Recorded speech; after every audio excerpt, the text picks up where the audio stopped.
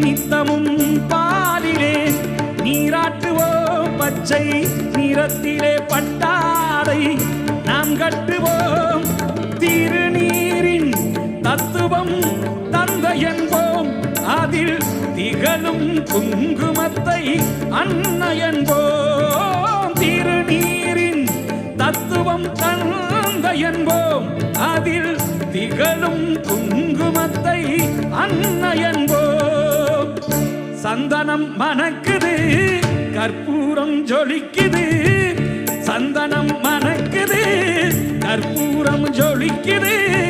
கந்தகிரி கோயில் வந்தால் நன்மையெல்லாம் நடக்குது